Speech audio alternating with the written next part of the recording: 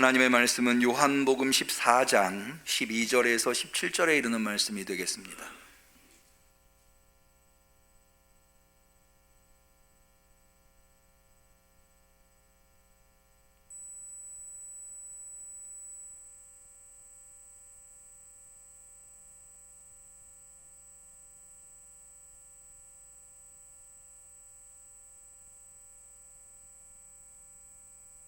성령 강림절 14번째 주일, 특별히 추석 명절을 앞두고 있는 9월 첫째 주 주일에 하나님께서 대면으로 비대면으로 주 앞에 나와 예배드리시는 우리 성도님들에게 주신 소중한 하나님의 말씀, 요한복음 14장 12절에서 17절의 말씀, 우리가 어디에 있든지 다 한 마음이 한 몸이 되었다는 뜻으로 한 목소리로 하나님의 말씀을 같이 받들어 읽도록 하겠습니다. 내가 진실로 진실로 너희에게 이르노니 나를 믿는 자는 나의 하는 일을 저도 할 것이요 또한 이보다 큰 것도 하리니 이는 내가 아버지께로 감이니라. 너희가 내 이름으로 무엇을 구하든지 내가 시행하리니 이는 아버지로 하여금 아들을 인하여 영광을 얻으시게 하려 함이라. 내 이름으로 무엇이든지 내게 구하면 내가 시행하리라. 너희가 나를 사랑하면 나의 계명을 지키리라. 내가 아버지께 구하겠으니 그가 또 다른 보혜사를 너희에게 주사 영원토록 너희와 함께 있게 하시리니 저는 진리의 영이라. 세상은 능히 저를 받지 못하나니 이는 저를 보지도 못하고 알지도 못함이라. 그러나 너희는 저를 아나니 저는 너희와 함께 거하시며 또 너희 속에 계시겠습니다. 이는 하나님의 말씀입니다. 아멘. 시온. 아멘.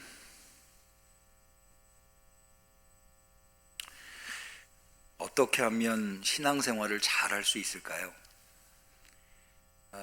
공부하는 학생은 공부를 잘하고 싶은 마음이 당연히 들 거예요. 운동을 하는 운동선수도 역시 운동을 잘하고 싶어 할 겁니다. 우리는 모두 신앙인입니다. 그렇죠? 그렇다면 신앙생활을 잘할 수 있어야 되겠죠. 우리 응암교회 성도님들은 모두 다 훌륭한 신앙생활을 할 수 있는 성도님들이 되시기를 축원합니다. 한번 속으로 생각을 해보시면 좋을 것 같아요. 어떻게 하면 내가 신앙생활을 잘할까? 여러 가지 대답이 나올 수 있겠습니다만은 저는 이런 생각을 한번 해봤어요. 예수님께서 육신으로 이 세상의 제자들과 같이 있었던 것처럼 오늘도 우리 곁에 예수님이 육신으로 우리 곁에 계실 수 있다면 우리가 지금보다는 훨씬 더 신앙생활을 잘할 수 있지 않을까. 실제로 예수님의 제자들은 예수님을 만나기 전에는 사실 그렇게 훌륭한 인물들이라고 할 수 없었습니다. 예를 들어서 이 제자들의 대부분은 갈릴리 출신이었는데 갈릴리 사람 하면은 예수님 당시에 2등 시민, 유대인이 아닌 건 아니나 유대인으로 잘 인정하고 싶지 않은 그런 부류에 속한 사람들이었어요. 게다가 이 예수님의 제자들이 예수님 만나기 전에는 대부분은 어부 혹은 세리 이런 사람들이었잖아요. 이런 사람들은 배움도 없고 또 능력도 없고 사회에서 항상 을의 입장에서 살아갈 수밖에 없는 하루 벌어 하루 먹고 사는 그런 사람들이었거든요. 그랬던 그들이 예수님을 만나서 어떻게 변하느냐. 마가복음 6장은 그 예수님의 제자들을 둘씩 짝지어서 내보냈을 때 그들이 어떤 일들을 했는가에 대해서 가르쳐주고 있는데 12절에 제자들이 나가서 회개하라 전파하고 많은 귀신을 쫓아내며 많은 병인에게 기름을 발라 고쳤다라고 되어 있어요. 그러니까는 대단한 능력이 제자들에게서 나타났던 것을 볼 수가 있는 거죠. 이들이 이렇게 예수님을 만나고 이렇게 귀신을 쫓아내고 또 병자들을 고칠 수 있었던 이런 능력이 나타날 수 있었던 것은 예수님이 그들에게 그런 능력을 주셨기 때문이라 할 수 있습니다. 아까 제가 예수님의 제자들이 예수님에게 파송을 받아서 이제 나갔다고 말씀을 드렸는데요. 파송을 내보낼 때 예수님께서 제자들한테 이런 능력을 주십니다. 6장 7절에 보면 12제자를 부르사 둘씩 보내시며 더러운 귀신을 제어하는 권세를 주시고, 그러니까는 예수님께서 제자들한테 귀신을 제어하는 능력, 두나미스라고 하는 것, 권세로 번역됐습니다마는 그것을 주셨기 때문에 제자들이 이 귀신을 내쫓고 병자들을 고치고 하는 것이 가능했다는 거죠. 예수님은 제자들한테 권세만 주신 것이 아닙니다. 참으로 최선을 다해서 제자들을 가르치셨습니다. 마가복음 4장 33절에 보면 예수께서 이러한 많은 비유로 저희가 알아들을 수 있는 대로 말씀을 가르치시되, 그래서 최선을 다해서 제자들에게 예수님이 가르치셨다고 하는 것을 알 수 있죠. 결정적으로 제자들도 사람인지라 늘 시험에 들고 어려움에 빠졌습니다마는 그때마다 예수님은 아낌없는 도움을 제자들에게 주셨습니다. 대표적인 예로 예수님 없이 제자들이 갈릴리 바다를 건너가야 할 때에 칠흑 같은 어둠 속에서 한밤중에 풍랑을 만납니다. 꼼짝없이 죽게 되었는데 예수님께서 그걸 어떻게 아셨는지 아시고 무리를 걸어오셔서 도저히 생각할 수 없는 이런 방법으로 제자들을 찾아오십니다. 제자들도 이런 순간에는 예수님이 우리를 구할 수 없으시겠지, 도울 수 없겠지 생각을 해서 무리를 걸어오는 예수님을 예수님으로 알아본 것이 아니라 유령으로 알아보았습니다. 그래서 겁을 먹고 있을 때 예수님께서 그 배에 오르셔서 두려워하고 있는 제자들에게 안심하라, 내니 두려워 말라 하시고 배에 올라 저희에게 가시니 바람이 그치는지라. 제자들이 깜짝 놀라는 일이 있었던 겁니다.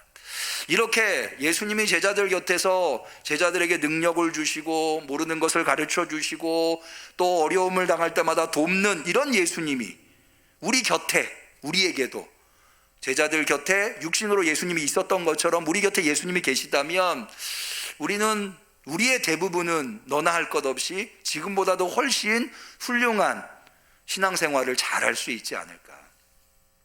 제가 이 이야기를 하는 이유는요, 그래서 참 제자들이 부럽다, 이 말씀을 드리려고 하는 것이 아니라 오히려 이 제자들의 신앙을 통해서 우리가 교훈을 얻어보려고 하는 건데요. 왜 그런가 하면 이렇게 곁에서 물심양면으로 도와주시던 예수님께서 제자들을 떠나실 수밖에 없는 상황이 됩니다. 대표적인 예로 요한복음에 의하면 예수님이 떠나시는 여러 가지 이유가 있습니다마는 예수님은 제자들을 위해서 너희를 위하여 처소를 예비하러 간다라고 해서 제자들을 위해서 예수님은 제자들이 싫거나 제자들과 더 이상 다니시지 않으시려고 하거나 그런 게 아니라 오직 제자들을 위해서 제자들을 떠나실 수밖에 없는 그런 상황이 된 거죠. 그렇게 예수님이 제자들을 떠나시게 돼서 제자들과 이별을 하게 되니까 예수님을 떠나보내야 하는 제자들이 처음에는 겁과 두려움을 가질 수밖에 없었습니다. 요한복음 14장 1절에 보면 너희는 마음에 근심하지 말라, 이 말씀을 왜 예수님께서 하셨겠어요? 제자들이 지금 근심하니까, 예수님을 떠나보내야 되는 입장에서 예수님 없이 우리가 무슨 일을 할 수 있을까? 예수님 없으면 과거의 그 어부, 힘없고 나약한 그 자리로 돌아갈 수밖에 없는 거잖아요.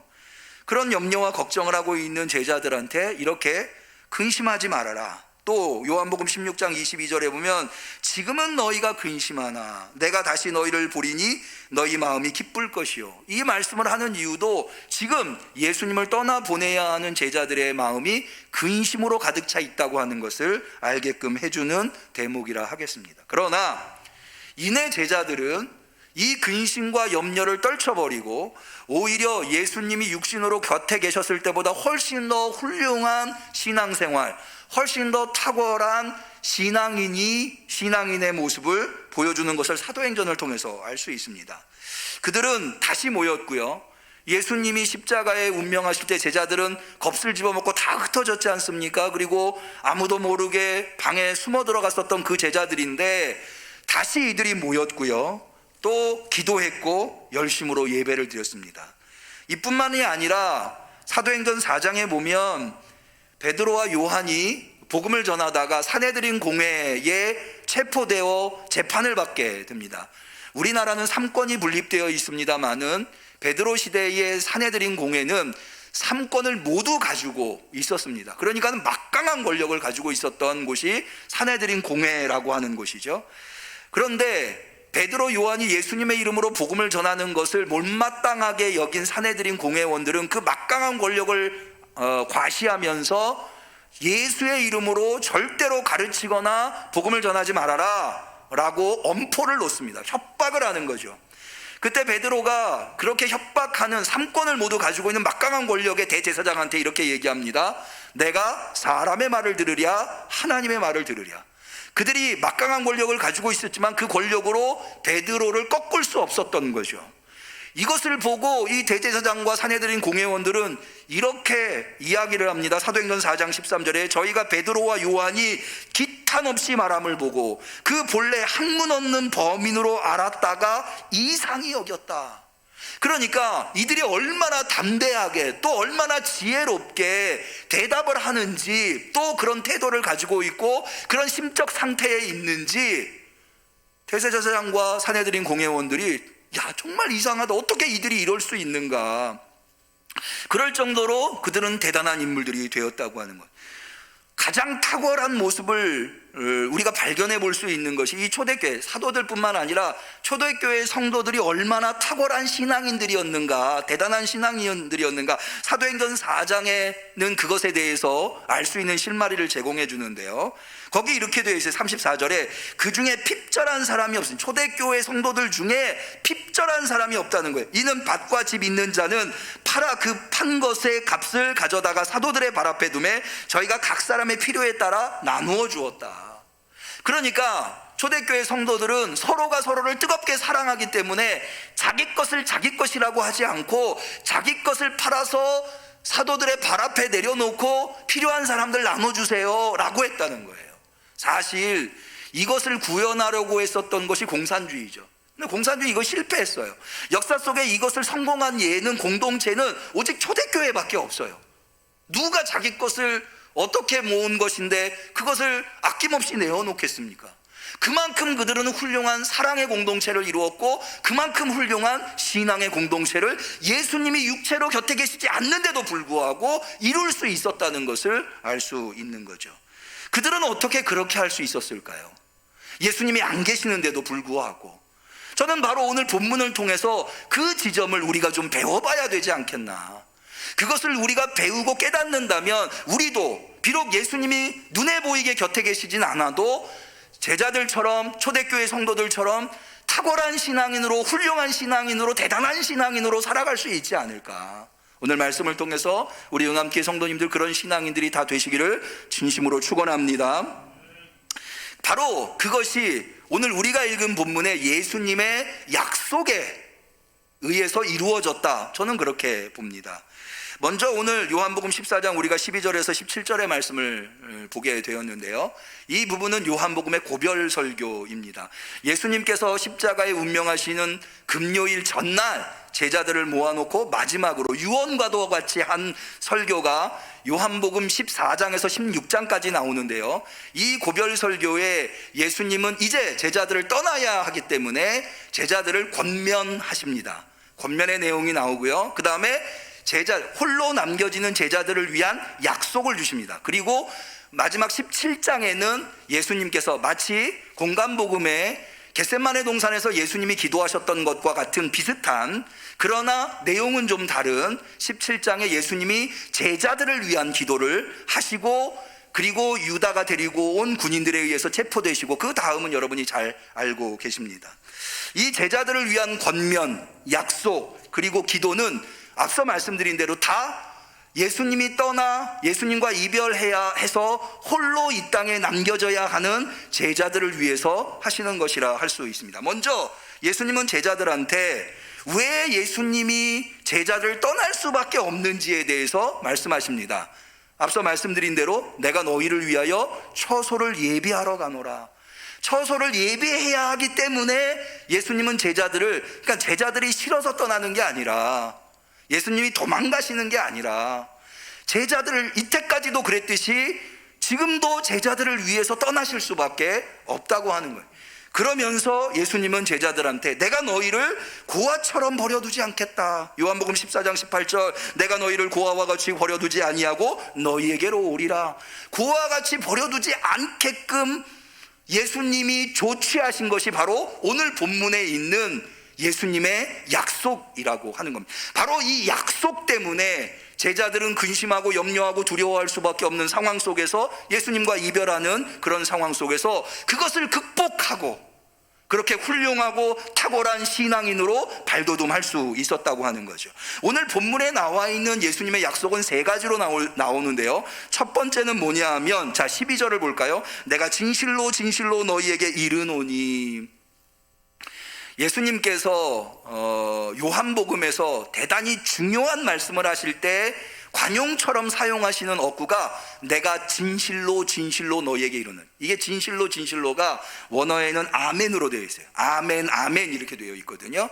그러니까는 꼭 제자들이 알고 기억해야 하는 말씀을 주실 때는 이 말씀을 하세요. 한번 여러분들이 요한복음을 읽을 때 내가 진실로 진실로 라고 말씀하시는 내용들이 무엇인가를 좀 유심히 살펴보면 그것을 아실 수 있게 될 겁니다. 내가 진실로 진실로 너희에게 이르노니 나를 믿는 자는 나의 하는 일을 저도 할 것이요. 예수님이 하시는 일을 제자들도 할 수 있게 된다는 거예요. 아니 여기서 그치지 않습니다. 더 나아가서 또한 이보다도 큰 것을, 이보다 큰 것도 하리니 이는 내가 아버지께로 감이니라. 예수님이 아버지께로 가시는으로 말미암아 제자들은 위축되고 신앙의 나락으로 떨어지는 것이 아니라 예수님이 하시던 일을 이어서 할 뿐만 아니라 예수님보다 더 큰 일을 할 수 있다는 거예요. 놀라운 약속 아닙니까? 아니 어떻게 이해가? 우리 이런 유명한 고사성어가 있죠. 청출어람.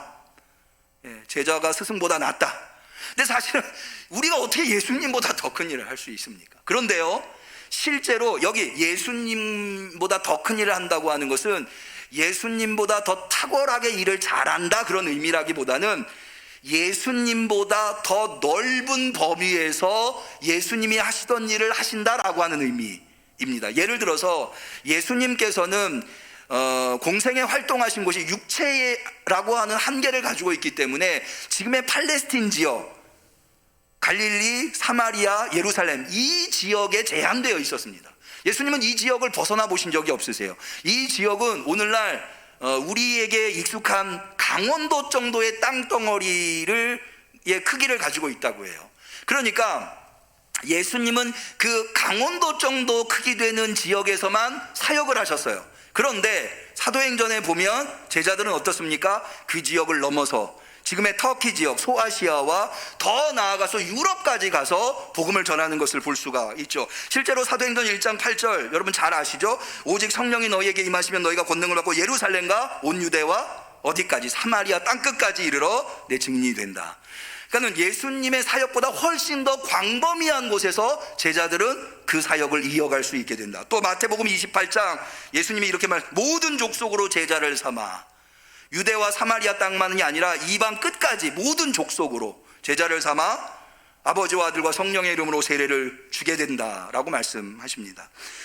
예수님이 이렇게 제자들이 예수님이 하는 일도 하고 예수님보다 더 큰 일도 할 수 있게 제자들이 될 것이라고 약속을 하시지만 여기에는 조건 하나가 붙습니다. 이 조건이 이행될 때 이것이 가능하다는 거예요. 그게 뭐냐? 다시 한번 12절을 읽어볼까요? 내가 진실로 진실로 너희에게 이르노니 누가?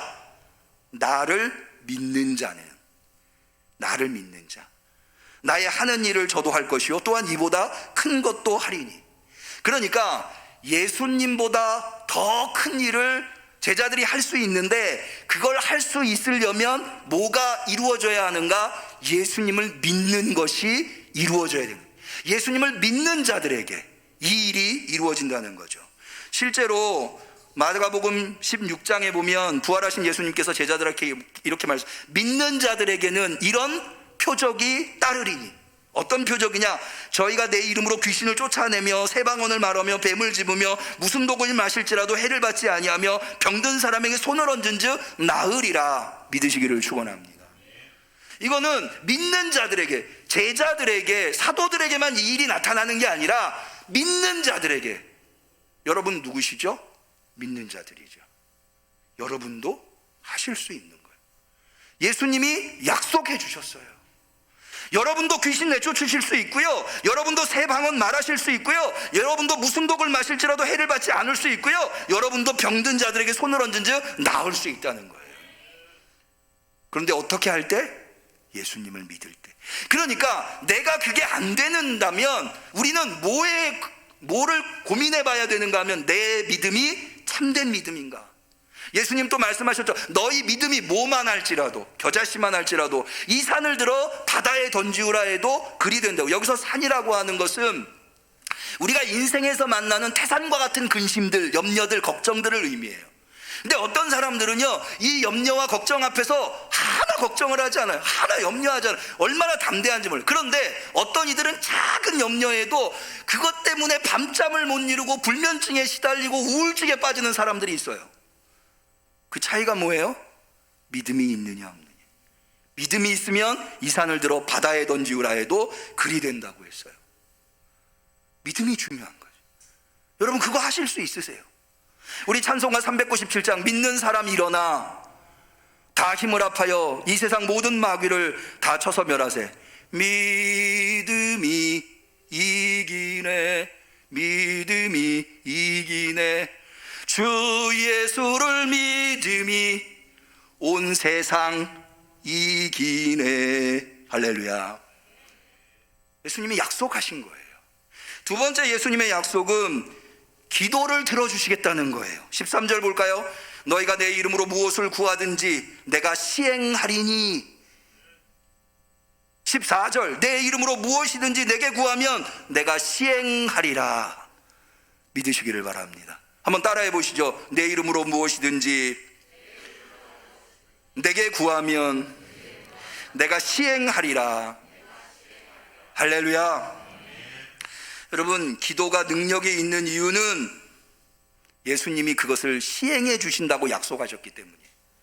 실제로 기도가 얼마나 능력이 있는지 여러분, 사도행전 16장에 바울과 실라가 빌립보에서 복음을 전하다가 억울하게 감옥에 갇혔어요. 자기를 따라다니면서 소리를 질러대는 귀신 들린 여종에게서 귀신을 내쫓아줬는데, 그것을 억하감정으로 생각해서 그 주인이 바울과 실라를 고발해가지고 감옥에 갇히게 된 거예요. 그런데 이 바울과 실라가 한밤중에 기도하고 찬미했더니 어떻게 됐어요? 이에 호련히 큰 지진이 나서 옥터가 움직이고 문이 곧 다 열리며 모든 사람의 매인 것이 다 벗겨진지라. 할렐루야. 기도의 능력이. 그럼 기도가 얼마나 탁월한 능력이 있는지 수도 없이 설명드릴 수 있습니다만은, 그러나 더 이상 설명이 필요치 않아요. 여러분 모두 다 인정하실 거예요. 그런데요, 여기에도 한 가지 조건이 있어요. 예수님께서 내 이름으로 무엇이든지 구하면 내가 시행하리라 라고 말씀하셨는데, 그 예수님이 우리의 기도를 시행해 주시는 조건, 컨디션이 하나가 있는데, 그게 뭐냐면 내 이름으로 구하면이에요. 내 이름으로. 여러분, 이 내 이름으로 구한다고 하는 거, 그래서 우리는 기도할 때마다 마지막에 예수님의 이름으로 기도합니다 이렇게 끝내죠. 근데 사실 이 예수님의 이름으로 구한다고 하는 것은, 그것을 마치 주문처럼 그냥 기도 끝날 때마다 아무 생각 없이 마치 관용구처럼 예수님의 이름으로 기도합니다 라고 그 말을 붙인다고 하는 의미가 아니에요. 여기 본문에서 내 이름으로 구한다고 하는 것에 대해서 예수님이 이렇게 말씀하셨어요. 다시 13절을 볼까요? 내가 내 이름으로 무엇을 구하든지 내가 시행하리니. 그 이유가 뭐냐? 이는 아버지로 하여금 아들을 인하여 영광을 얻으시게 하려 함이다. 무슨 얘기냐? 예수님이 예수님의 이름으로 기도하면 시행하는 이유는 그것을 통해서, 예수님을 통해서 하나님이 영광 받으시게 하려고. 그러니까 예수님의 이름으로 기도한다고 하는 것은 예수님의 영광, 하나님의 영광을 위해서 무엇을 구하든지 예수님이 그것을 시행해 주시겠다는 거예요. 그것은 곧 예수님이 제자들에게 가르쳐 주신 그 예수님의 뜻대로 구하는 것. 실제로 요한일서 5장 14절에 보면 사도 요한은 성도들한테 그를 향하여 우리의 가진 바 담대한 것이 이것이니 그의 뜻대로 무엇을 구하면 들으심이라. 누구의 뜻대로? 그의 뜻대로. 여러분, 우리가 기도에 응답되지 않는 이유가 무엇입니까? 기도에는 탁월한 능력이 있습니다. 예수님이 시행해 주십니다. 믿으시기를 바랍니다. 그런데 왜 우리의 기도는 능력이 없을까요? 그것은 우리가 주님의 뜻대로, 주님의 영광을 위해서, 예수님의 영광을 위해서 구하는 게 아니라 내 영광을 위해서, 내 육신의 욕망을 위해서, 세상에서 나를 드러내기 위해서 구한다면 그런 기도는 응답되지 않는다고 하는 거죠. 여러분, 혹시 여러분 중에 예수님 기왕에 이런 약속 해주실 거 그냥 어떤 기도든지 다 들어주신다고 하면 좋은 거 아닌가, 왜 이런 조건은 다르셔가지고 근데요, 여러분, 왜 예수님께서 이런 약속을 하시는지를 다시 한번 생각해 보셔야 돼요. 아까 말씀드린 대로 예수님이 나보다 너희가 더 큰 일을 할 것이다 이런 약속 주시고, 내가 너희의 기도를 시행하겠다 이런 약속 하시는 이유는 지금 예수님이 제자들을 떠나셔야 하는, 이 땅에 제자들만 남아있는, 그래서 그들이 신앙을 상실할 위기에 놓여있는 상태이기 때문에 이런 약속들을 주시는 거예요. 무엇을 위해서? 신앙을 위해서, 제자들의 사명을 위해서 주시는 거기 때문에 바로 거기에 초점이 맞추어져 있어서 주님의 뜻대로 구하는 것, 하나님의 영광과 예수 그리스도의 영광을 위해서 구하는 것이 전제가 되어야 한다는 거죠. 기도에 응답받는 성도님들이 되시기를 바랍니다. 이런 것들도 굉장히 중요한 약속입니다만은, 그러나 사실 마지막 세 번째 약속은 정말 예수님이 우리에게 해주시는 약속 중에 가장 탁월한 약속이에요. 자, 16절을 볼까요? 내가 아버지께 구하겠으니 그가 또 다른 보혜사를 너희에게 주사. 다른 보혜사, 이 다른 보혜사가 바로 성령님을 의미합니다. 성령님을 주신다는 거예요. 이것은 예수님이 직접 주실 수 있는 것이 아니어서 아버지에게 구해서라도 너희한테 성령님을 주겠다 라고 지금 기록하고 있어요. 그러면 왜 성령님을 주시는 것이 그렇게 굉장히 훌륭하고 소중한 약속이냐? 자, 성령님을 예수님은 두 가지로 표현하고 있어요. 첫 번째가 보혜사, 다른 보혜사라고 표현하고 있어요. 원래 이 다른 보혜사라고 하는 것은 원래 보혜사가 계신데 그분과 똑같은 역할을 하지만 그분과는 다른 분, 그분이 보혜사가, 원래 보혜사가 있고 그분과 다른 분이 그 똑같은 역할을 해주신다 라고 하는 의미에서 다른 보혜사예요. 그러면 제자들한테 원래 있었던 보혜사가 무슨 뜻인지 여러분 잘 아시죠? 파라클레토스, 곁에서 돕는 분. 제자들한테 원래 보혜사가 누구였죠? 예수님이었죠. 아까 말씀드린 대로 능력 주시고 가르쳐 주시고 또 어렵고 힘든 일을 만날 때 구해 주시고 도와주시고. 근데 이 예수님이 어쩔 수 없이 지금 떠나야 돼요. 그래서 예수님께서 예수님과 똑같은 역할을 해주는 누구를 보내주세요? 성령님을 그래서 이분을 다른 보혜사라고 표현하고 있는 거예요. 이 다른 보혜사, 파라클레토스라고 하는 단어는 몇 가지 의미를 함의하고 있는데요. 첫 번째는 변호사예요. 고대에서 파라클레토스 하면은 변론인이란 뜻이에요. 여러분, 우리가 신앙생활 하다 보면 얼마나 억울한 일을 많이 당해요. 억울하게 욕을 먹을 때도 있고요, 억울하게 힘들 때도 있고, 내가 아무 잘못도 하지 않았는데. 그런데요, 그럴 때마다 성령님께서 우리의 변호사가 되어주시는 줄로 믿으시길 바라요. 우리 곁에서 나의 억울함을 풀어주고, 그럼 변호사가 하는 일이 바로 그런 역할이잖아요. 나를 위로해주고. 뿐만 아니라요, 이 파라클레토스는 조력자 혹은 원조자라고 하는 뜻이 있어요. 여러분, 우리가 신앙생활을 할 때 힘이 모자라잖아요. 모자란 힘을 도와주는 거예요. 어떤 사명을 감당하려고 할 때 필요한 능력이 있죠. 필요한 것을 지원해 줘요. 후원자. 이게 누구예요? 우리 그리스도인들에게는 성령님이에요. 믿으시기를 바랍니다. 그게 바로 파라클레토스라고 하는 말에 담겨있는 의미예요. 그런데요, 예수님께서는 보혜사라고만 표현하지 아니하시고 오늘 본문에 보면 17절을 볼까요? 저는 진리의 영이다. 진리라고 하는 것으로 예수님이 성령을 묘사하고 있어요. 무슨 얘기냐?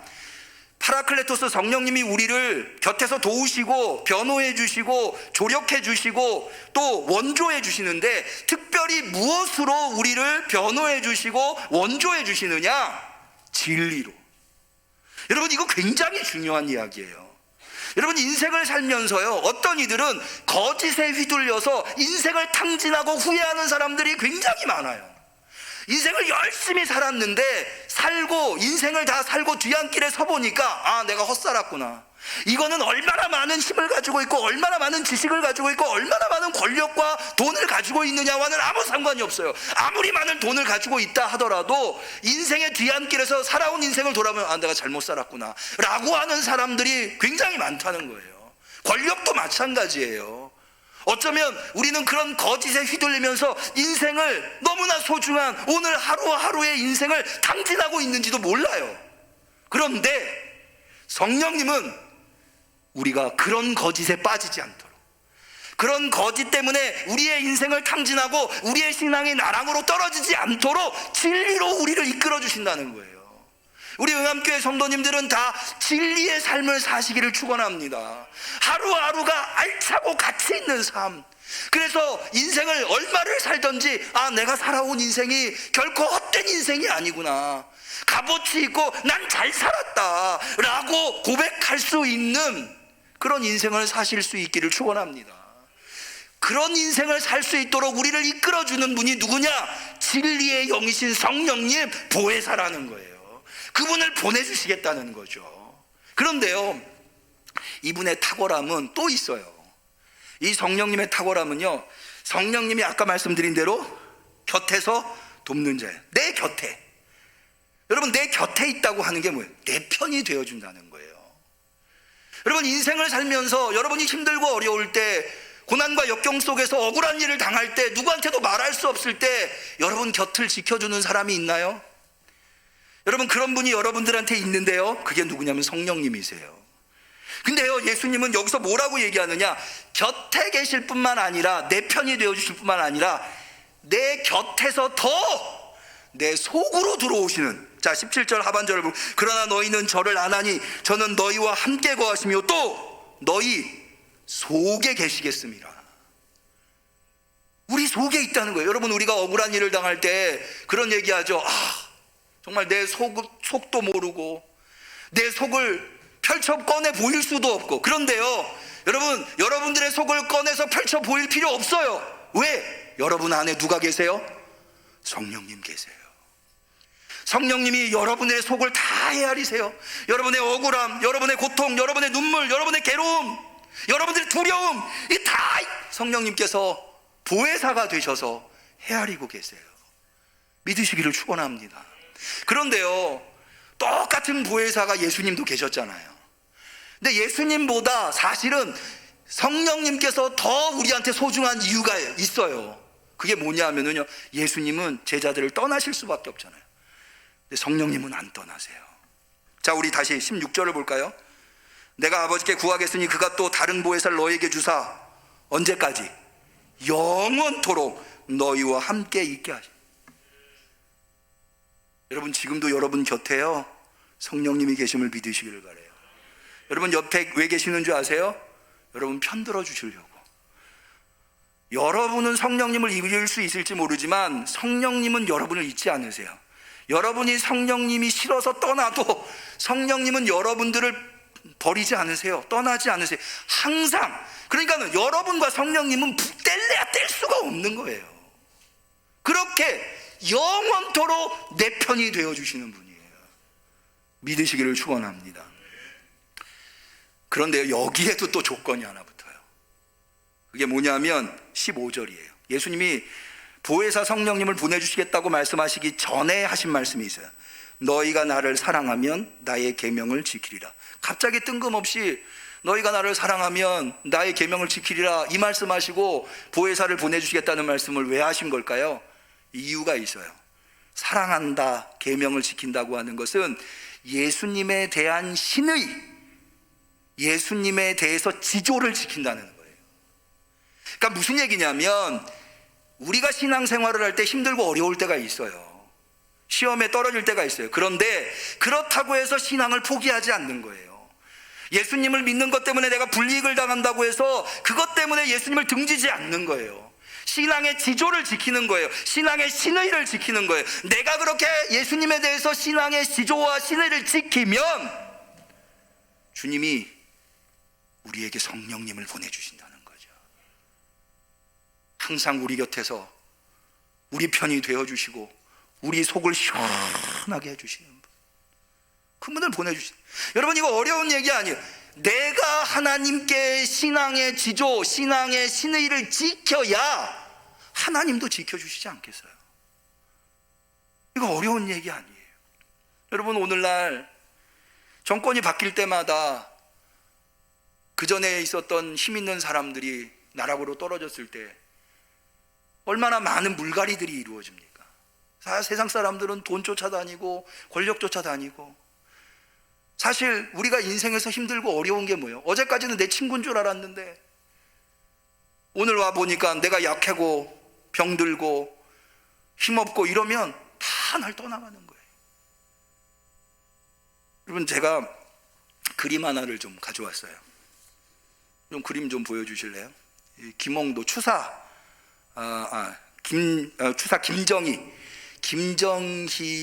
추사 김정희가 그린 세한도.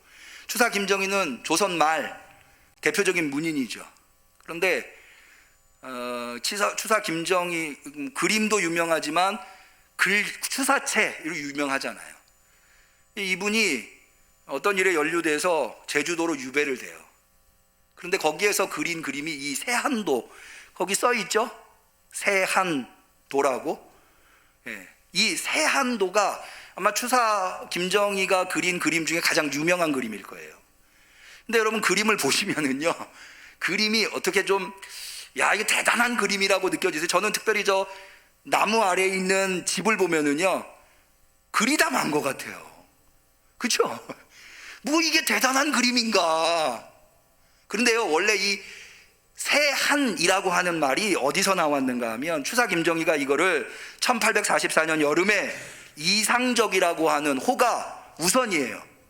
이우선이라고 하는데, 우선 이상적에게 그려준 그림이에요. 그게 세한도 이건데요, 이 세한이라고 하는 말은 논어의 자한편에 나오는 말이라 하더라고요. 거기에 무슨 내용으로 나오는가 하면, 겨울이 된 뒤에야 소나무와 잣나무가 시들지 않음을 안다. 그러니까 한여름에는 뭐 화려한 꽃들이 많이 펴요. 그런데 추운 겨울이 되면 소나무와 잣나무가 끝까지 푸르름을 잃지 않는 것, 진짜 나무라는 거죠. 진짜 나무임을 안다. 이런 구절이 나온다는 거예요.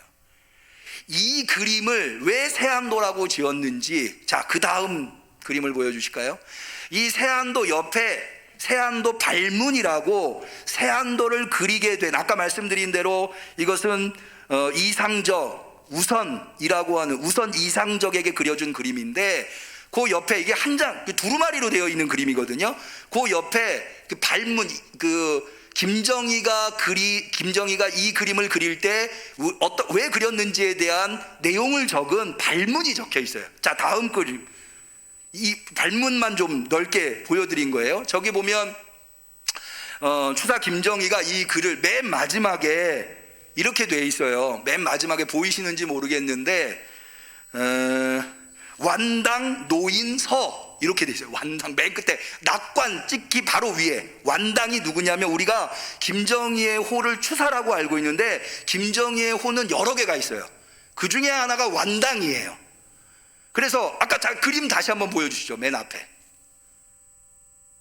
앞으로. 이 그림에 보면 소나무 가지 위에 낙관이 찍혀 있죠. 원래 낙관은 그림 아래쪽에 찍혀 있는데 이 그림은 독특하게 그림 위에 낙관이 찍혀 있어요. 그게 완당이라고 되어 있는 거예요. 이게 김정희의 호예요. 그런데 그러니까는 그 발문이, 넘겨주실까요? 네. 아까 발문 보여주신 거, 저 발문이 김정희가 쓴 것임을 알 수가 있는데, 저 발문의 내용의 일부에 이렇게 돼 있어요. 자, 한번 읽어드릴 테니까 들어보세요. 지난해 만학집과 대운 산방집 두 책을 붙여주었고, 금년에 또 우경이 지은 황청 경세 문편을 붙여주었다. 이것은 제주도에 유배되어 있는 김정희한테 우선 이상적이 책을 이렇게 보내줬다는 거예요. 이들 책은 모두 세상에서 언제나 구할 수 있는 책이 아니니 천만리 먼 곳에서 구한 것이고 여러 해를 거듭하여 입수한 것이지 한때에 해낸 일이 아니다. 그리고 세상의 도도한 풍조는 오로지 권세가와 재력가만을 붙쫓는 것이다. 이들 책을 구하려고 이와 같이 마음을 쓰고 힘을 소비하였는데 이것을 권세가와 재력가들에게 갖다 주지 않고 도리어 바다 건너 외딴 섬에서 초췌하게 귀양살이하고 있는 나에게 마치 세인들이 권세가와 재력가에게 붙쫓듯이 안겨주었다. 무슨 얘기하고 하니, 우선 이상적이 추사 김정희가 대표적인 문인으로 세상에서 그 이름을 떨칠 때 많은 사람들이 김정희한테 찾아와서 어떻게 해서든지 김정희와 인연을 맺으려고 손을 대려고 그랬다가 이렇게 제주도에 유배됐더니 다 떨어져 나간 다. 그런데 유일하게 이 우선 이상적만 김정희를 그전과 전혀 다를 바 없이 대해주더라는 거예요. 그래서 소중한 책들을, 이 이상적이라고 하는 사람은 원래 역관이에요. 중국과 조선을 왔다 갔다 하면서 역관이랑 통역하는, 아마 김정희의 개인 통역사였는지도 모르겠어요. 그런데 변함이 없다, 이런 내용이 있어요. 자, 여기에 지금 그대가 나를 대하는 것을 보면 내가 곤경을 겪기 전에 더 잘 대해주지도 않았고 곤경을 겪기 전에 더 잘 대해주지도 않았고 곤경에 처한 후에 더 소홀히 대해주지도 않았다. 그러나 나의 곤경 이전에 그대는 칭찬할 만한 것이 없겠으나, 김정희가 세도가로 있을 때 자기한테 아부하고 자기와 인연을 맺으려고 하던 그 많은 사람들보다 이 우선 이상적이 자기한테 잘해준 게 없다는 거예요. 그런데 그래서 칭찬할 만한 것이 없지만 나의 곤경 이후에 그대는 역시 성인으로부터 칭찬을 들을 만하지 않겠는가. 아까 논어의 자한편에 겨울이 찾아오고서야 소나무와 잣나무의 탁월함, 그 푸르름이 증명된다고 하는 것. 이 이야기를 공자가 했으니까 그 성인의 칭찬이 우선 이상적이 들을만하다는 거죠.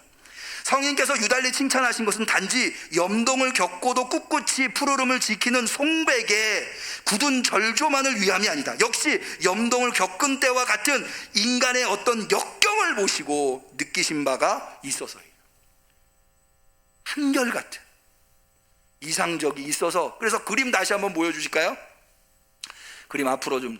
저기 보시면 저기 초라한 집 한 채가 소나무 아래에 있잖아요. 그 옆에 있는 게 잣나무라 하더라고요. 그러니까 그림이 그리다 만 것처럼 저렇게 집을 그린 이유가 자신의 초라한 유배 생활을 하고 있는. 그런데 자신의 집이 어디 아래 있어요? 소나무 2그루, 3그루 아래. 그래서 그 어렵고 힘든 이 유배 생활을 이상적 때문에, 우선 때문에. 그래서 저 보시면은요, 아까 완당이라고 돼 있는 그 바로 옆에 4글자, 그게 뭐라고 돼 있냐면 우선시상 이렇게 돼 있어요. 우선시상. 우선시상이 뭐냐면 우선 보시게, 우선을 위해서 이 그림을 우선이 보라고 이 그림을 그린 것이다 라고 우선시상 이렇게 돼 있는 거예요.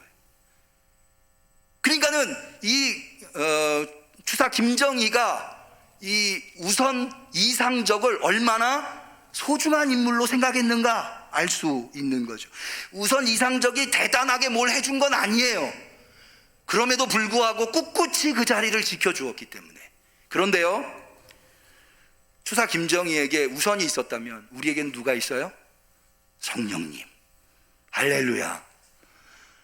인간은 누구나 다, 신앙인은 누구나 다 겨울을 맞이해요. 그럼 그 겨울이 돼보면 뭐가 진실한가, 뭐가 진리인가 알 수 있어요. 성령님이 여러분을 곁에서 도와주실 거예요. 그래서 예수님은 제자들을 떠나시면서 이 약속을 하신 거예요. 여러분, 그 성령님을 모셔드리고 훌륭한 신앙인, 이 땅에서 아무리 추운 겨울이 찾아와도 이겨내는 신앙인 되실 수 있기를 주님의 이름으로 간절히 축원합니다. 기도하겠습니다. 하나님 아버지, 오늘 우리에게 귀한 말씀으로 깨달음을 허락하여 주시니 감사합니다.